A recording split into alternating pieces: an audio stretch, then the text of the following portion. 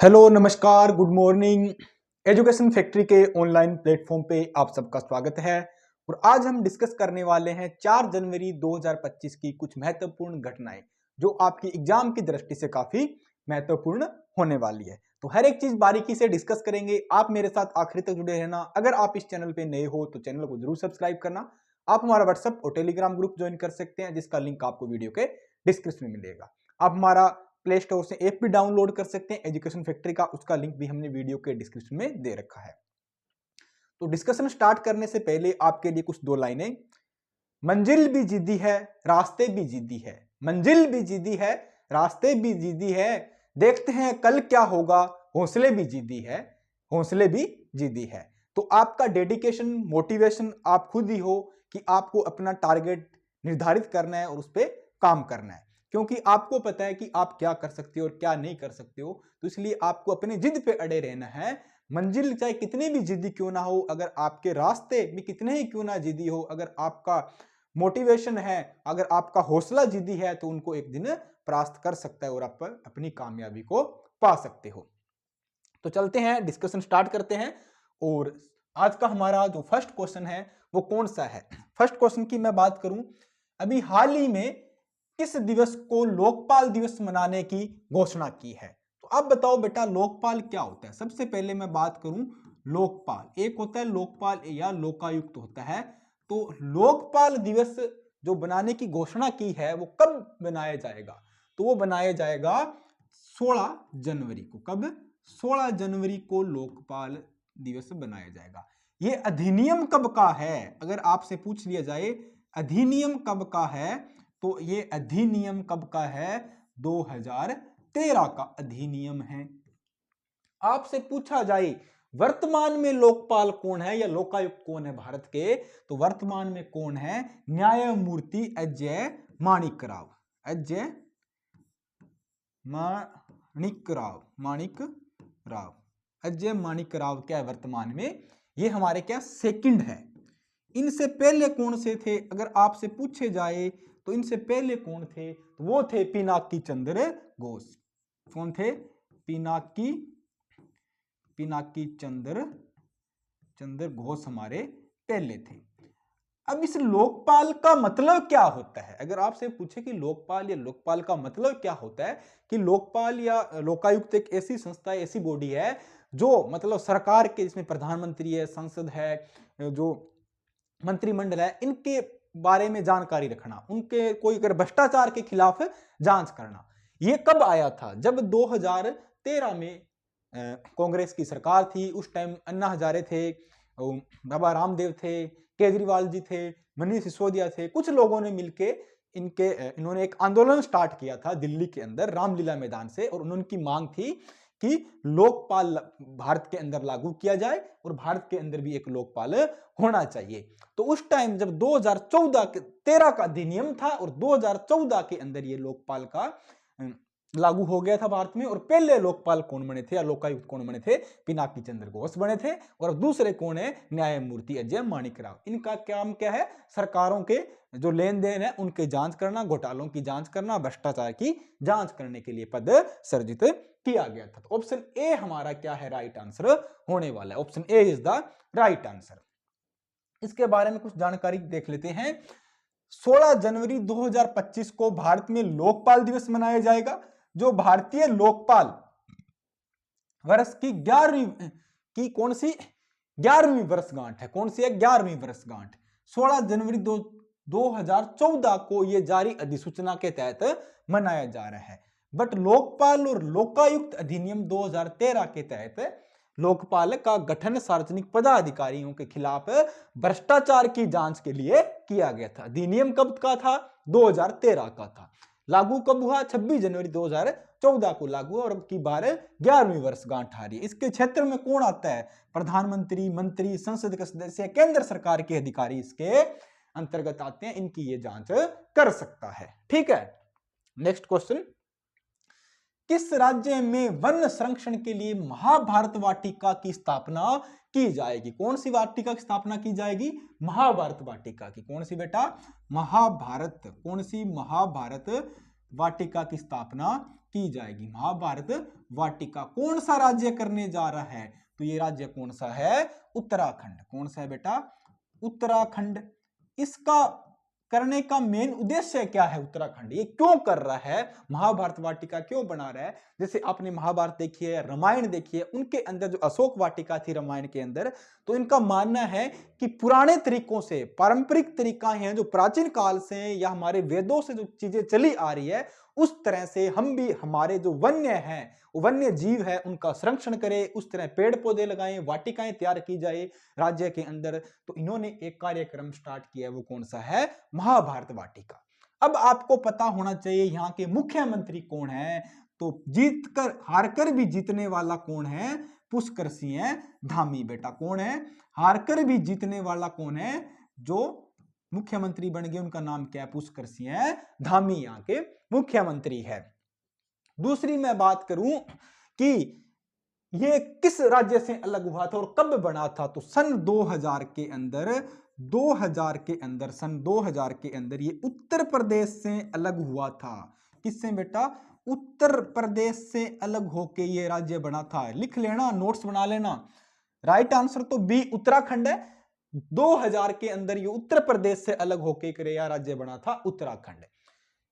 देखो एक बात और, यूसीसी मतलब समान नागरिक संहिता, यूसीसी लागू करने वाला राज्य कौन है देश का? उत्तर प्रदेश है। कौन सा है? यूसीसी मतलब समान नागरिक संहिता, समान नागरिक संहिता लागू करने वाला भी राज्य कौन है? हमारा उत्तर प्रदेश है। क्योंकि पहला बिल यहीं पास हुआ है। वैसे तो गोवा में लागू हो रखा है, बट वो बहुत पहले से है, पर ये बिल पास करके करने वाला पहले राज्य बन गया। यूसीसी कौन से आर्टिकल के अंदर आता है, मतलब कौन से अनुच्छेद के अंतर्गत आता है? तो अनुच्छेद बेटा कौन सा है?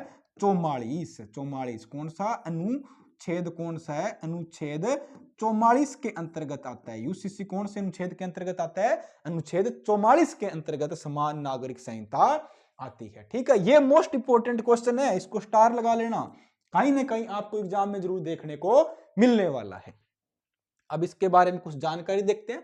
उत्तराखंड सरकार ने हाल ही में हल्द्वानी में वन संरक्षण के लिए महाभारत वाटिका की स्थापना की है, जिसका उद्देश्य प्राचीन भारत ग्रंथों के माध्यम से वन का संरक्षण करना और पारिस्थितिकी जागरूकता को बढ़ावा देना।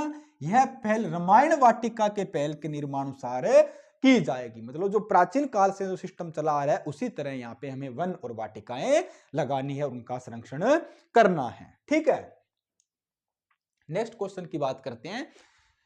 अभी हाल ही में किस देश ने पर्यटकों पर कर लगाने की घोषणा की है? तो कौन सा देश है जिसने हाल ही में, जो पर्यटक है, जो टूरिस्ट है, उस देश में जाएगी तो उन पे भी टैक्स लगाया जाएगा? तो वो देश कौन सा है बेटा? तो वो देश कौन सा है? रूस है। अब रूस ने ऐसा काम क्यों किया है? रूस ने, आपको पता है रूस और यूक्रेन का क्या चल रहा है? युद्ध चल रहा है। रूस के यूक्रेन दोनों के अंदर क्या है, कोई जैसे इन्वेस्टमेंट की बात करूं या पैसों की या इनकम रिसोर्सेज क्या धीरे धीरे कम होते जा रहे हैं। युद्ध के अंदर आपको पता है पूरे देश की अर्थव्यवस्था गड़बड़ा जाती है। तब रूस को कैसे कैसे अपनी इकोनॉमी को बढ़ाना है, तो इसलिए क्या किया है उन्होंने, पर्यटनों पे, जो टूरिस्ट आएगा उन पे कर लगाया जाएगा। ये कर क्या, आवासीय घरों पे भी लगाया जाएगा, होटलों पे भी लगाया जाएगा, सब पे लगने वाला है। पहले तो क्या ये कर क्या है, 1% ही लगेगा। जो आप खर्च करोगे उस पे 1% ही लगेगा। फिर जब आप इस कर को 2027 के बाद इस कर को बढ़ा के कितना कर दिया जाएगा? 3% कर दिया जाएगा। कितना? 3% कर दिया जाएगा। तो अब भी 1% होगा, फिर 3% कर दिया जाएगा। यहाँ के राष्ट्रपति कौन है भैया? पुतिन है। यहाँ के राष्ट्रपति व्लादिमीर पुतिन यहाँ के क्या है? राष्ट्रपति है। यहाँ की राजधानी कौन सी है? मॉस्को है। कौन सी है? मॉस्को यहाँ की राजधानी है। मॉस्को यहाँ की राजधानी है। ठीक है, यहाँ की मुद्राएं क्या है, यहाँ का पैसा क्या है, यहाँ का मुद्रा है वो कौन सी है बेटा? रूबल यहाँ की मुद्रा है। यहाँ की मुद्रा क्या है? रूबल यहाँ की क्या है? मुद्रा है। ठीक है, रूबल यहाँ की मुद्रा है। क्योंकि ऐसे क्वेश्चन बहुत बार आते हैं। ठीक है, आपसे पूछ लिया जाता है कि इस देश की राजधानी क्या है, इसकी मुद्रा क्या है, इनको मिलाना, मतलब ऐसे क्वेश्चन आपसे बहुत बार पूछ लिया जाता है। राष्ट्रपति हो गया, राजधानी हो गई, मुद्रा हो गई, और किस देश ने लागू की है?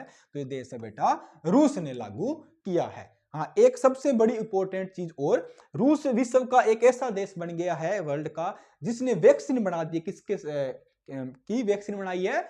उसने कैंसर की वैक्सीन बना दी है। किसकी? कैंसर की वैक्सीन बना दी और दावा किया कि 45 दिन के अंदर अंदर ये वैक्सीन अपना असर दिखाना स्टार्ट कर देगी। तो कैंसर की दवा भी इन्होंने बना ली है। ठीक है, ठीक है भैया, तो रूस इसका राइट आंसर होगा।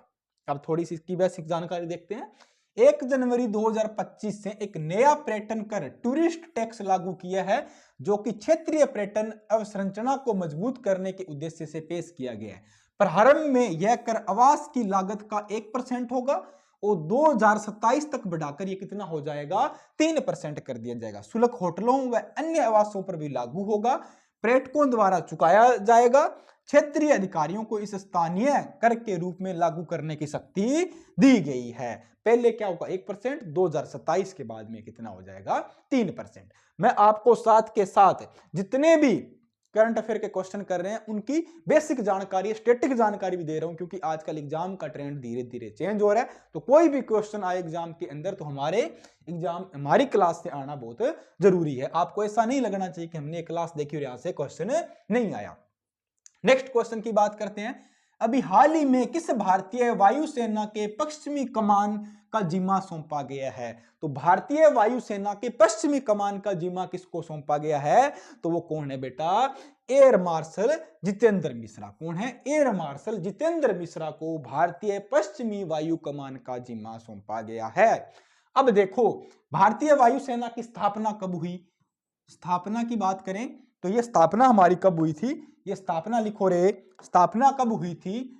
8 अक्टूबर 1932 को भारतीय वायुसेना की स्थापना हुई थी। भारतीय वायुसेना दिवस कब मनाया जाता है? तो दिवस की मैं बात करूं, भारतीय वायुसेना दिवस मनाया जाता है हर साल 8 अक्टूबर को भारतीय वायुसेना दिवस बनाया जाता है। अभी भारतीय वायुसेना के प्रमुख कौन है? अभी भारतीय वायुसेना के प्रमुख कौन है? तो वो कौन है? Air chief marshal, air chief marshal, air, ये भी लिख लो, air chief marshal. Air chief marshal कौन है? एयर चीफ मार्शल कौन है? अमरप्रीत सिंह। अमरप्रीत सिंह है। अमरप्रीत सिंह कौन है? हमारे भारतीय वायुसेना के अभी वर्तमान में अध्यक्ष है। कौन है बेटा? अमरप्रीत सिंह। कौन है? अमरप्रीत सिंह वर्तमान में इसके क्या है? अध्यक्ष है। ठीक है, अमरप्रीत। ठीक है, अमरप्रीत क्या है? इसके अभी वर्तमान में वायुसेना प्रमुख है या वायुसेना अध्यक्ष है। तो इसके बारे में मैंने आपको कितनी चीजें बता दी। एक तो एयर चीफ मार्शल बता दिया, दिवस कब आते और स्थापना कब हुई थी, ये भी इसके हमने चीजें साथ की साथ देख ली। सीडीएस कौन है? सीडीएस की बात करते हैं तो अनिल चौहान हमारे क्या देश के सीडीएस है। अनिल चौहान क्या है? देश के सीडीएस है। ये सब चीजें आपको पता होनी चाहिए और साथ के साथ आप अपनी कॉपी में टाइप करते रहो या लिखते रहो। नोट्स बनाना बहुत जरूरी है। बाकी पीडीएफ चाहिए तो आपको टेलीग्राम ग्रुप में, व्हाट्सएप ग्रुप में और ऐप के अंदर मिल जाएगी, वहां से भी आप ले सकते हो। इंग्लिश और हिंदी दोनों की मिल जाएगी। ठीक है, 1 जनवरी 2025 को एयर मार्शल जितेंद्र मिश्रा ने भारतीय वायुसेना आईएएफ इंडियन एयर फोर्स की पश्चिमी वायु कमान का कार्यभार संभाला है। ये किसकी जगह आने वाले हैं? ये तो पंकज मनोज सिन्हा की जगह ये अपना कार्यभार संभालेंगे और वो 39 वर्ष की बाद में क्या होगी? अपने सेवा से क्या है? निवृत्त हो जाएंगे, रिटायरमेंट हो जाएंगे। उसके बाद ये अपना कार्यभार संभालने वाले हैं। ठीक है, तो चलते हैं नेक्स्ट क्वेश्चन। नेक्स्ट क्वेश्चन में क्या पूछा जा रहा है? अभी हाल ही में केंद्र सरकार के द्वारा किसानों की आजीविका सुधार के लिए कितनी योजनाएं लागू की गई है? तो अभी सेंट्रल सरकार ने, कृषि मंत्रालय ने क्या किया है? किसानों की आजीविका है, उनका लाइफस्टाइल है, उनकी आय है, उनको सुधार करने के लिए कितनी योजनाएं लागू की है? तो वो कितनी योजनाएं लागू की है? 7 योजनाएं लागू की है। इसका मेन उद्देश्य ये है कि किसानों की मतलब डिजिटाइजेशन किया जाए, मतलब उनको थोड़ा आधुनिकीकरण किया जाए, उनको अपनी जो फसल है उसका सही भाव वगैरह मिले, उनकी आय में सुधार हो, उनका लाइफस्टाइल थोड़ा चेंजेस किया जाए। उन सब चीजों के लिए ये कार्यक्रम है, ये योजनाएं लागू की गई है। तो कितनी? 7। इसका राइट आंसर क्या है? ऑप्शन बी इसका राइट आंसर होने वाला है। नेक्स्ट मैं इसमें बात करूं तो हमारे देश के कृषि मंत्री कौन है, तो वो कौन है, शिवराज सिंह चौहान। शिवराज सिंह बेटा चौहान, जो एमपी के पहले क्या थे, मुख्यमंत्री होते थे, और इनको ये मामा के नाम से काफी फेमस है। एमपी वाले इनको क्या बोलते हैं, मामा बोलते हैं। तो शिवराज सिंह चौहान हमारे देश के क्या है, कृषि मंत्री है। अब हाँ, कृषि से रिलेटेड बात आई, एम स्वामी सोमनाथन है हमारे, स्वामी सोमनाथ, स्वामी सोमनाथन, सोमनाथ, ठीक है। इनको कौन सा पुरस्कार देने की बात की है, इनको भारत रत्न, भारत रत्न देने की बात हुई थी, ठीक है। इनको भारत रत्न भी दिया जाएगा 2024 का। तो स्वामी सोमनाथन को, एम स्वामी सोमनाथन को भारत रत्न दिया जाएगा। ये हरित क्रांति के जनक माने जाते हैं भारत के अंदर, ठीक है। तो एमएसपी लागू करने की भी इनकी रिपोर्ट जारी हुई थी, तो ये भी आपको ध्यान रखना है। साथ के साथ भारत सरकार ने कृषि और संबंधित क्षेत्रों के लिए विभिन्न योजनाओं की घोषणाएं की है। डिजिटल एग्रीकल्चर मिशन के तहत 2817 करोड़ रुपए का बजट निर्धारित किया है। कितना, 2817 करोड़ का बजट निर्धारित किया है, जिसका उद्देश्य क्या है, किसान रजिस्ट्री, बाजार डेटाबेस, डिजिटल भूमि मानचित्र, मौसम से संबंधित जानकारियां, खाद्य पोषण सुरक्षा के लिए ये सारा काम किया जाएगा। और इसमें विज्ञान हेतु 3979 करोड़ रुपए आवंटित किए गए हैं। कितने, 3979 करोड़ रुपए आवंटित किए गए हैं, ठीक है। नेक्स्ट क्वेश्चन की बात करते हैं। अभी हाल ही में किस भारतीय शतरंज खिलाड़ी ने महिला वर्ग में विश्व बैडमिंटन चैंपियनशिप का कांस्य पदक जीता है? कौन सा पदक जीता है बेटा, कांस्य पदक जीता है। किसने जीता है पदक, किसने जीता है, तो आर वैशाली ने जीता है। किसने, आर वैशाली ने जीता है, आर वैशाली ने जीता है। कौन सी चैंपियन थी, ये चैंपियन थी विश्व बैडमिंटन चैंपियनशिप थी। कौन सी, विश्व बैडमिंटन चैंपियन थी, ठीक है। हराया किसको था, चाइना वालों को। देखो सबसे मजे की बात, डी गुकेश जीता भैया, वर्ल्ड चैंपियनशिप जीता शतरंज की, चाइना वाले को हराया था। अब आर वैशाली फिर चाइना वाले को हरा के आ गई, मतलब इंडिया वालों ने ठान लिया अब चाइना का पीछा नहीं छोड़ना, एक एक को सबक सिखानी है। तो ऑप्शन ए हमारा इसका राइट आंसर होने वाला है। डी गुकेश के बारे में लिखो भैया, गुकेश डी के बारे में, गुकेश डी ने कौन सा, वर्ल्ड चैंपियन बन गया है, ठीक है। किसमें, शतरंज में वर्ल्ड चैंपियन बन गया है, ठीक है। चैंपियनशिप जीत ली है, चैंपियनशिप जीती है इन्होंने। सबसे कम उम्र के वर्ल्ड चैंपियनशिप है शतरंज के, शतरंज के डी गुकेश, ये याद रखना, गुकेश डी के वर्ल्ड चैंपियन शतरंज के सबसे कम उम्र के चैंपियनशिप बन गई है। ये भी भारत के, इनको भी आपको याद रखना है। ये क्वेश्चन इंपॉर्टेंट है, कहीं ना कहीं आपको एग्जाम में देखने को जरूर मिलेगा। 2024 फिडे विश्व बैडमिंटन चैंपियनशिप में भारतीय शतरंज खिलाड़ी आर वैशाली ने महिला वर्ग में कांस्य पदक जीता है। किसमें, महिला वर्ग में कांस्य पदक जीता है। यह प्रतियोगिता 30 और 31 दिसंबर को न्यूयॉर्क में आयोजित हुई थी। कहां पे, न्यूयॉर्क यूएसए में आयोजित की गई थी। वैशाली ने क्वार्टर फाइनल में चीन की झू जीनर को हराया। नाम ही भाई बहुत गजब है, झू जीनर, हमारे सिर में तो जुएं पड़ जाती है और इनका नाम है ऐसे, क्या है, झू जीनर, ठीक है, को हराया है। लेकिन सेमीफाइनल में जू वेंजून से हार गई थी। फिर देखो ये सब वहां कहीं झू आ रहा है, कहीं झू आ रहा है, ये सारी क्या, वहां पे जुएं ढेरे इकट्ठे हो गए बेटा, तो हारने ही थे। गुंगी टाटे इकट्ठी होगी तो हारनी थी, और हमारी ये इस लड़की ने इनको हरा दिया और कांस्य पदक हासिल कर लिया। चलते हैं next question.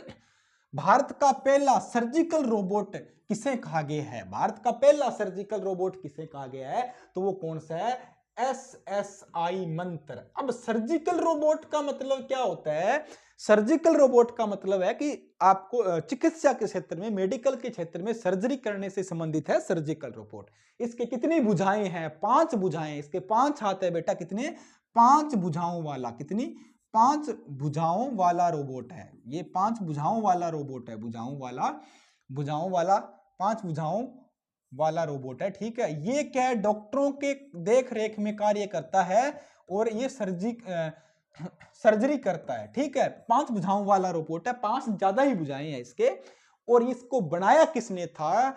Doctor Sudhir Srivastava ने बनाया था। इनको बनाने वाला, इसके निर्माता कौन है? निर्माता कौन है?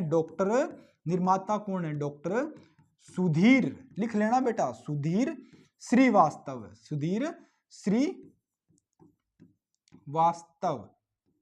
सुधीर श्रीवास्तव इसको बनाने वाले हैं। कब बनाया था? 2017 में बनाया था। गुड़गांव की एक कंपनी है, वहां ये बनाया गया था। ठीक है, डॉक्टर सुधीर श्रीवास्तव।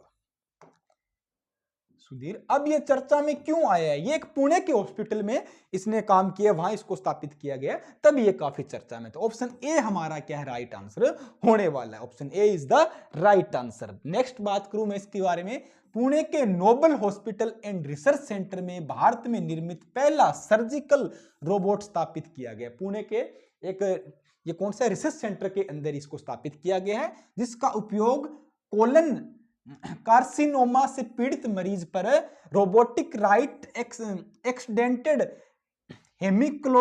हेमिक्लोक्टोमी रिसर्च के लिए किया गया है। मतलब जो कोलन कार्सिनोमा से पीड़ित व्यक्ति है, उसके लिए, इसका इलाज के लिए काम किया। ये 5 से अधिक भुजाओं वाला मॉड्यूलर डिजाइनर तैयार किया गया है। ये 3D और HD पे भी काम करता है। ठीक है, नेक्स्ट क्वेश्चन, विश्व ब्रेल दिवस कब मनाया जाता है? क्वेश्चन नंबर 8 क्या है? विश्व ब्रेल दिवस कब मनाया जाता है? तो ब्रेल दिवस का मतलब क्या है बेटा? ब्रेल का मतलब है, ये एक लिपि है। जैसे आपने देवनागरी लिपि है हिंदी के लिए, गुरुमुखी लिपि है पंजाबी के अंदर, मतलब पढ़ने की भाषा है। तो ब्रेल दिवस है, ये ब्रेल लिपि किसके काम आती है? जो अंधे लोग हैं, जो दृष्टिहीन लोग हैं, जो कौन से बेटा? दृष्टिहीन लोग हैं ना, उनकी ये लिपि है। दृष्टिहीन लोगों की क्या है ये? लोगों की क्या है? ये लिपि है। दृष्टिहीन लोगों की एक लिपि है। मतलब वो अगर दृष्टिहीन है, जिस व्यक्ति की आंखें नहीं है, जो देख नहीं पाता है, उस व्यक्ति वो पढ़ता कैसे है? अगर आप उसको 50 का नोट दोगे, 100 का दोगे, 500 का दोगे, तो वो हाथ लगा के बता देगा। आप उसके सामने एक बुक रखोगे उनकी, तो वो उसको हाथ से ऐसे हाथ लगाएगा, उस पे ऐसे हाथ लगाएगा और पढ़ के बता देगा इसमें क्या लिखा हुआ है। तो ये ब्रेल लिपि है, वो उसको छू के महसूस करते हैं, उसको स्पर्श करके महसूस करते हैं। तो ये दृष्टिहीन लोगों के लिए मनाया जाता है। और ये कब मनाया जाता है? हर साल 4 जनवरी को, आज ही के दिन क्या है? विश्व ब्रेल दिवस मनाया जाता है। कब? 4 जनवरी को विश्व ब्रेल दिवस मनाया जाता है। स्टार्ट कब हुआ था? ये स्टार्ट हुआ था बेटा 2019 से, ये बनाना स्टार्ट हुआ था। कब से? 2019 से ये स्टार्ट हुआ था। विश्व ब्रेल दिवस 4 जनवरी को मनाया जाता है, जिसका उद्देश्य अंधे व आंशिक रूप से दृष्टिहीन लोगों के अधिकारों के ब्रेल महत्व के बारे में जागरूकता फैलाने का काम करता है। यह दिवस 2019 से मनाया जा रहा है। ब्रेल एक स्पर्शीय, मैंने आपको बताया, प्रणाली है, जिसे हमें क्या कर सकते हैं? बिंदु अक्षर संख्या है उसको दर्शाते हैं, और अंधे लोग इसको उनके पढ़ने में ये क्या है? मदद करती है। ठीक है, नेक्स्ट, साल 2024 के लिए कितने एथलीटों को अर्जुन पुरस्कार दिया जाएगा? तो अभी आपको पता है, कल हमने वाली क्लास में किसका पढ़ा था? ध्यानचंद खेल रत्न अवार्ड की बात की थी। उसमें 4 लोगों को मिला था। किसको? मनु भाकर को मिला था, प्रवीण कुमार को मिला था, हरमनप्रीत को मिला था, और किसको मिला था? किसको मिला था बताओ? तो 4 लोगों को मिला था। और उसके अंदर आज का क्वेश्चन क्या है हमारा, कि अर्जुन पुरस्कार कितने लोगों को मिलेगा? तो अर्जुन पुरस्कार मिलेगा बेटा 32 लोगों को। कितने? 32 लोगों को मिलेगा। शुरुआत कब हुई थी? ये शुरू कब हुए थे? ये शुरू हुए थे 1961 में। इसमें राशि कितनी मिलती है? अर्जुन पुरस्कार, इसमें राशि मिलती है बेटा 15 लाख। आजकल ऐसे क्वेश्चन भी आते हैं, और उसका लिख लेना, उसमें कितनी राशि मिलती है। जो हमारे ध्यानचंद खेल रत्न अवार्ड है, उसमें 25 लाख रुपए मिलते हैं। और उसका नाम पहले क्या था? राजीव गांधी खेल रत्न पुरस्कार था। अगस्त 2021 में मेजर ध्यानचंद के जन्मदिन के उपलक्ष्य में नाम चेंज कर दिया था, और क्या कर दिया था? मेजर ध्यानचंद खेल रत्न अवार्ड इसका नाम कर दिया था। ठीक है, तो अब 32 लोगों को अर्जुन पुरस्कार मिलेगा, जिसके अंदर जिन लोगों ने ओलंपिक के अंदर, पैरा ओलंपिक्स के अंदर, या और किसी खेलों के अंदर अच्छा प्रदर्शन किया उन सबको 32 लोगों को मिलेगा। उस पे अपने एक पूरा वीडियो लेके आएंगे। अर्जुन अवार्ड हो गए, द्रोणाचार्य अवार्ड हो गए 2025 के, और खेल रत्न अवार्ड हो गए, इनके बारे में अपन डिस्कस करेंगे, क्योंकि एक नंबर पक्का आपके एग्जाम में छपेगा। ये देते कौन है? भारत के राष्ट्रपति देते हैं 17 जनवरी 2025 को। 17 जनवरी 2025 को राष्ट्रपति भवन में ये अवार्ड दिया जाएगा। याद रखना, 17 जनवरी 2025 को राष्ट्रपति भवन में अवार्ड दिया जाएगा। विभिन्न खेलों में अनेक असाधारण प्रदर्शन के लिए उत्कृष्ट एथलीटों को 2024 का अर्जुन पुरस्कार प्रदान किया जाएगा। साथ ही 4 एथलीटों को खेल रत्न अवार्ड दिया जाएगा। पुरस्कार कब मिलेगा? 17 जनवरी 2025 को राष्ट्रपति भवन के एक समारोह आयोजित किया जाएगा, और यहाँ 32 एथलीटों को क्या है, ये अर्जुन पुरस्कार प्रदान किया जाएगा। क्वेश्चन नंबर 10, हाल ही में किसके नेतृत्व में मूल्य सूचकांक के आधार पर वर्ष को संशोधित करने के लिए एक कमेटी का गठन किया गया? ये क्या है? WPI, मतलब होलसेल, बेटा होलसेल के जो प्राइस होते हैं, होलसेल प्राइस इंडेक्स, ठीक है, होलसेल प्राइस इंडेक्स बोलते हैं ना, कि मूल्य सूचकांक, ठीक है, मूल्य सूचकांक के आधार पे एक कमेटी गठित की गई है। ये वर्ष कौन सा है? वर्ष है बेटा 2011 का। WPI वर्ष कौन सा है? 2011 का वर्ष है। इसके कमेटी का गठन किया है इनमें सुधार करने के लिए। तो इसके अध्यक्ष कौन है? रमेश चंद्र इसके अध्यक्ष होने वाले। कौन? ये नीति आयोग के सदस्य हैं। तो ये क्या है? इसके इनको अध्यक्ष अपॉइंटमेंट किया इस कमेटी में सुधार करने के लिए। तो ऑप्शन बी हमारा राइट होगा, रमेश चंद्र इसके नए अध्यक्ष इस कमेटी का गठन के अध्यक्ष के लिए चुने गए। सरकार ने हाल ही में थोक मूल्य सूचकांक, मतलब होलसेल प्राइस के धार वर्ष को संशोधित करने के लिए उत्पादक मूल्य सूचकांक PPI का स्विच करने के लिए एक रोड मैप सुझाव दिया है। ये नीति आयोग के सदस्य रमेश चंद की अध्यक्षता में की गई। नीति आयोग के सदस्य है कौन? रमेश चंद की अध्यक्षता में 18 सदस्यों का पैनल बनाया गया है और इसकी गठन की घोषणा की गई है। थोक मूल्य सूचकांक आधार वर्ष क्या है? 2011-12 से लेकर 2022-23 का ये आधार वर्ष था। 2011-12 से स्टार्ट हुआ और 22-23 का ये आधार वर्ष था। ये भी आपको ध्यान रखना है। बहुत बार क्वेश्चन आता है कि WPI का आधार वर्ष कौन सा है? तो 2011-12 इसका आधार वर्ष होने वाला। और आज का हमारा लास्ट 11वां MCQ, हाल ही में यूपी के सीएम ने किस नदी की सफाई के लिए केंद्रित जल का शुद्धिकरण परियोजना स्टार्ट की है? तो आपको पता है उत्तर प्रदेश के अंदर अभी कुंभ भी आने वाला है और भारत सरकार द्वारा नदी जोड़ो अभियान हो गया। नदियों की सफाई से संबंधित बहुत सारे अभियान चलाए जा रहे हैं। कभी नामे गंगे प्रोजेक्ट हो, गंगा के सफाई से संबंधित हो गए, उनका डेवलप से संबंधित हो गया। तो उत्तर प्रदेश के जो मुख्यमंत्री है योगी आदित्यनाथ जी ने, योगी आदित्यनाथ ने क्या है, एक नदी के लिए कौन सा प्रोजेक्ट स्टार्ट किया है? कौन सा?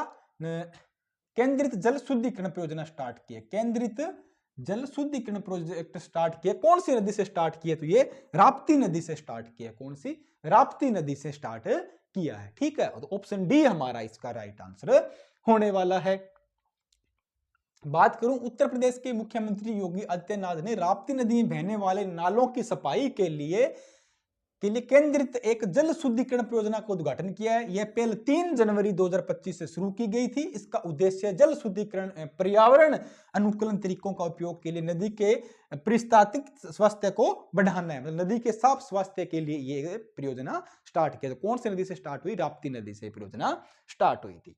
तो ये हमारे आज के 11 इंपॉर्टेंट MCQ थे और अब हम 10 डिस्कस करने वाले हैं वन लाइनर। ये भी आपके लिए काफी इंपॉर्टेंट है।